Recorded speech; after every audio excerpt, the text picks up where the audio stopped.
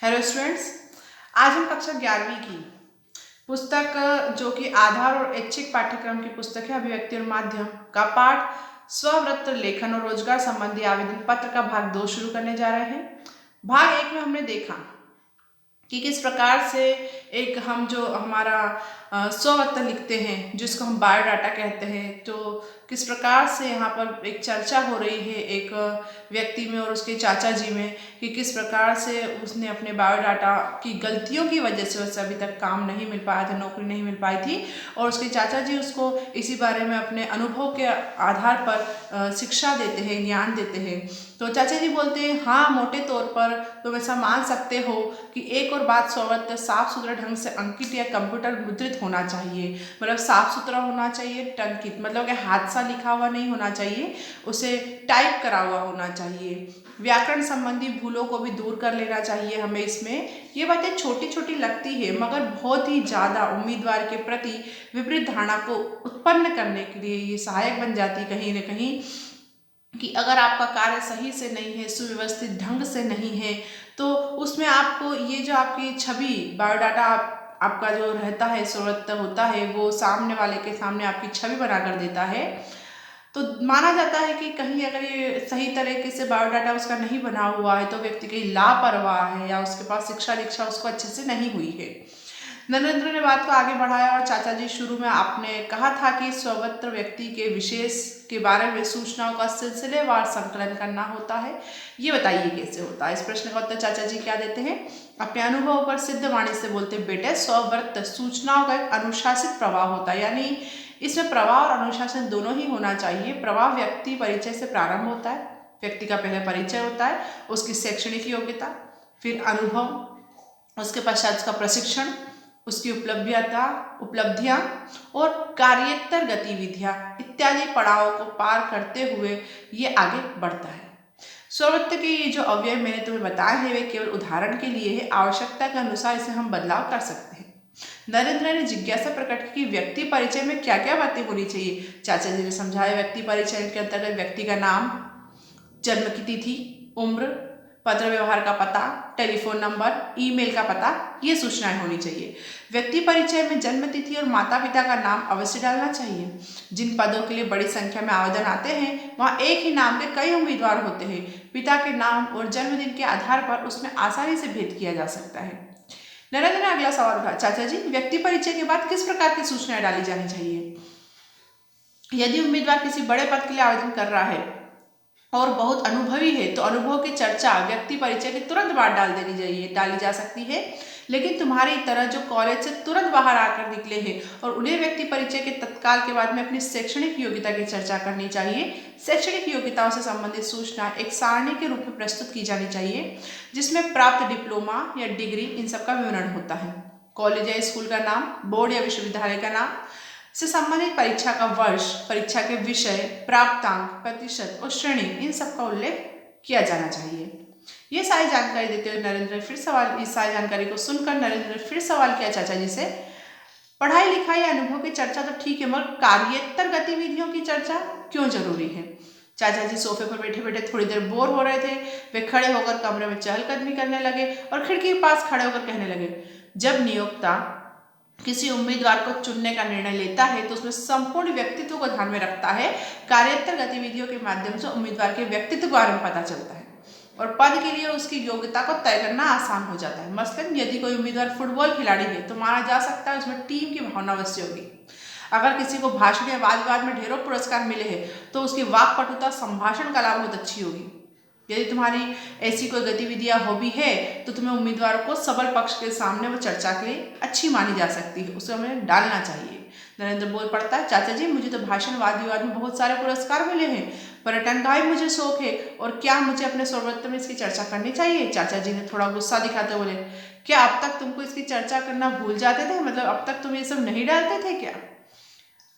अगर तुम marketing executive का पद पाना चाहते हो तो तुम्हारी इस प्रक्रिया प्रकार गतिविधियों को तुम्हें उम्मीदवार से मीलों आगे ले जाएगी। मतलब ये जो आप तुम्हारी खूबी है ये तुम्हें दूसरे उम्मीदवारों से और श्रेष्ठ बताती है ये खूबी, तो तुम्हें ये खूबी तो जरूर डालनी चाहिए थी। मार्केटिंग एग्जीक्यूटिव के रूप में वैसे लोगों को सफल साबित होते हैं जो वाकपटु होते हैं, जिनको घूमना फिरना अच्छा लगता है। तुम्हारी दोनों खूबियां इसके लिए बहुत अच्छी मानी जा सकती है। चाचा जी को अचानक एक और बात याद आई। स्ववृत्त में 2-3 वैसे लोगों के नाम पते भी दिए जा सकते हैं जो उम्मीदवार के रिश्तेदार न हो मगर उनकी योग्यताओं और क्षमताओं से परिचित हो। जिन लोगों का विवरण दिया जाए वे प्रतिष्ठित व्यक्ति होना चाहिए। यदि वे उसी क्षेत्र के जाने माने लोग हैं जिस क्षेत्र में उम्मीदवार आवेदन कर रहा है तो ये तो सोने पे सुहागा होगा, जिसको कि आप समझते हैं रेफरेंस। जब व्यक्ति आपके बारे में जानता है, आपकी साख दे सकता हो कि हाँ ये व्यक्ति सच बोल रहा है, ये जानकारी सही है। मगर चाचा जी उम्मीदवार पहले से कहीं काम कर रहे हैं, वे तो इस प्रकार का विवरण आसानी से जुटा लेंगे, मगर वे क्या करें जो कॉलेज से तुरंत निकले हैं। चाचा जी ने उत्तर दिया, जो कॉलेज से तुरंत निकले हैं उन्हें अपने प्रिंसिपल या प्रोफेसर के नाम पते देने चाहिए। कॉलेज से तुरंत निकले छात्रों के मामले में नियोक्ता प्रिंसिपल या प्रोफेसर की राय को महत्वपूर्ण मानते हैं, क्योंकि इन लोगों ने उम्मीदवार को विद्यार्थी के रूप में कई वर्षों तक देखा है।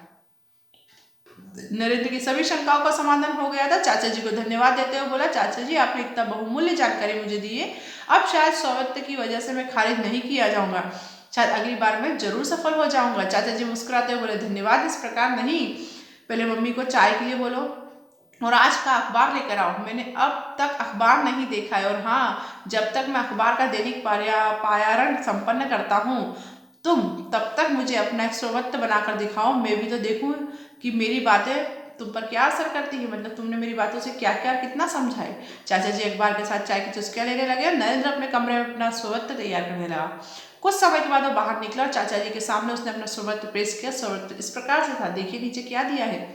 नाम नरेंद्र कुमार, पिता का नाम सुरेश कुमार, माँ का नाम शबनम, जन्मतिथि, वर्तमान पता, स्थानीय पता, telephone number, mobile number, email.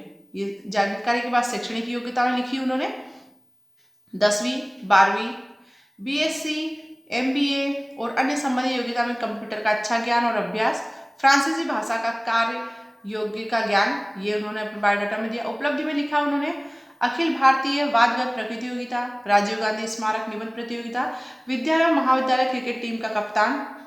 कार्यत्र गतिविधि में उन्होंने लिखा उद्योग व्यापार संबंधी पत्र पत्रिका अखबार का नियमित पाठन, देश भ्रमण का शौक, इंटरनेट सर्फिंग, फुटबॉल और क्रिकेट में अभिरुचि। वैसे सम्मानित व्यक्तियों का विवरण जो उम्मीदवार की व्यक्तित्व उपलब्धि से परिचित हो, श्री जे रामनाथन, मतलब उनके Adarsh institute of management Lodhi state के, श्री देवेंद्र कुमार प्राध्यापक, और फिर तिथि, स्थान और हस्ताक्षर कर दिए। चाचा जी ने स्वरत्व पर नजर डाली, नरेंद्र की ओर देखकर संतोष और प्रशंसा के भाव से मुस्कुराए, थोड़ा विराम देकर आगे कहने लगे, अब तुम्हारा स्वरत्व पूरी तरह से तैयार है, उसे सुरक्षित रखो, जब भी आवेदन करना हो इसे भेज दो। हाँ, विज्ञापन में वर्णित योग्यताओं और आवश्यकता को ध्यान में रख के इसमें थोड़ा बदलाव कर सकते हो।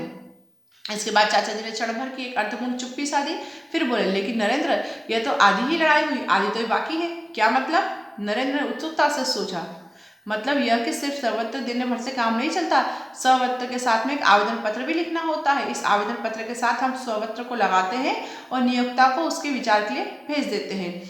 तो मगर चाचा जी, जब स्ववृत्त में सारी जानकारियां दे ही दी जाती है तो फिर अलग से आवेदन पत्र लिखने की क्यों जरूरत पड़ती है? ये बड़ा जिज्ञासा वाला प्रश्न उठा है नरेंद्र के मन में। ये अच्छा सवाल है।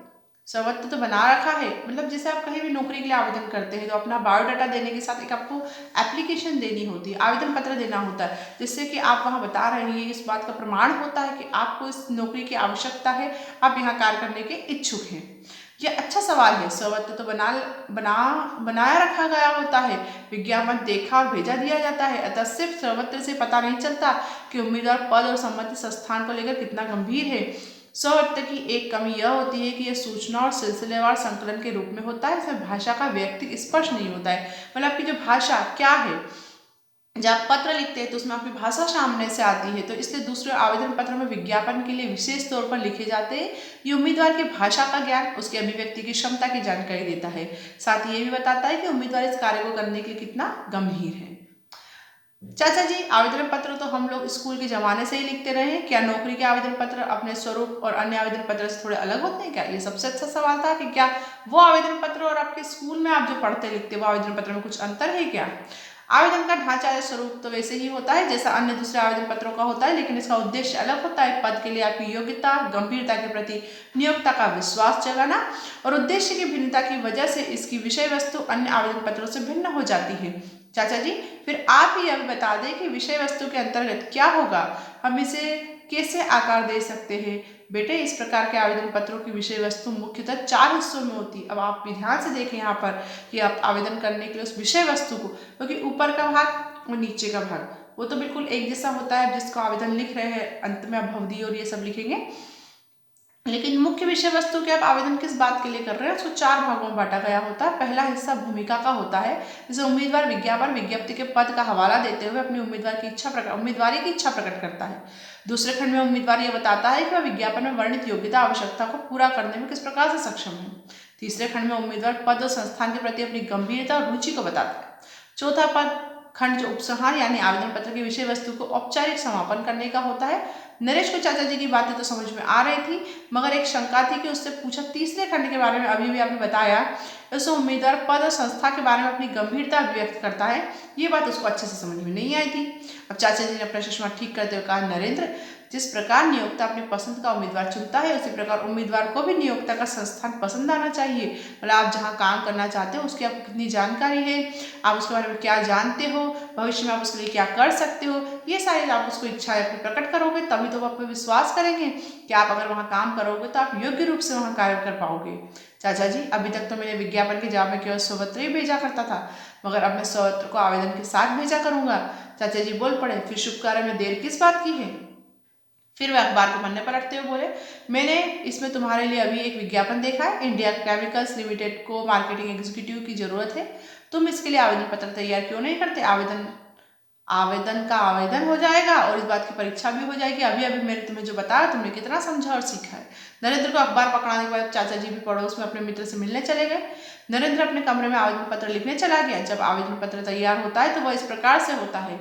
सेवा में महाप्रबंधक, ऊपर पूरा पता है उनका, इंडिया केमिकल्स लिमिटेड, अंधेरी मुंबई, विषय मार्केटिंग एग्जीक्यूटिव पद के लिए आवेदन। महोदय, आज दिनांक 16 अप्रैल 2006 को दिल्ली में प्रकाशित नवभारत टाइम्स प्रातः संस्करण में प्रकाशित विज्ञापन से ज्ञात हुआ कि आपकी कंपनी को मार्केटिंग एग्जीक्यूटिव की आवश्यकता है। मैं इस पद के लिए आपका आवेदन प्रस्तुत कर रहा हूँ। मेरा स्वपत्र इस आवेदन के साथ संलग्न है।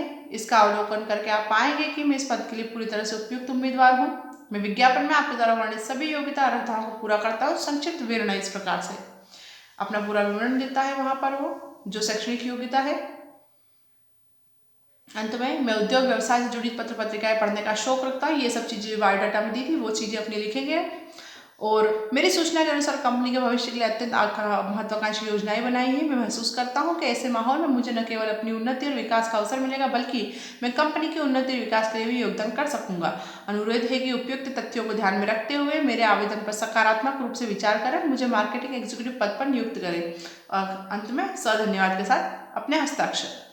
जब तक नरेंद्र का आवेदन पत्र तैयार हुआ, चाचा जी पड़ोस से वापस आ चुके थे। उन्होंने आवेदन पत्र को पढ़ा और गहरी सांस खींचते हुए कहा, वैसे तो मैं कंपनी के मानव संसाधन विकास के महाप्रबंधक को अच्छी तरह से जानता हूँ, मगर मैं तुम्हारी सिफारिश नहीं करूंगा। मुझे विश्वास है तुम यह पद अपनी योग्यता के बल पर हासिल करोगे। 2 महीने बाद मुंबई से चाचा जी फ्लैट की घंटी बजी। दरवाजा खोलने के बाद चाचा जी ने दरवाजे पर नरेंद्र को खड़ा पाया। हाथ में मिठाई का डिब्बा, गरम सूट का एक पैकेट था। दोनों की नजरें मिली। नरेंद्र ने चाचा जी के पैर छुए। चाचा जी ने बधाई देते हुए गले लगा लिया। मतलब कि अंत में उसे सफलता मिली गई थी।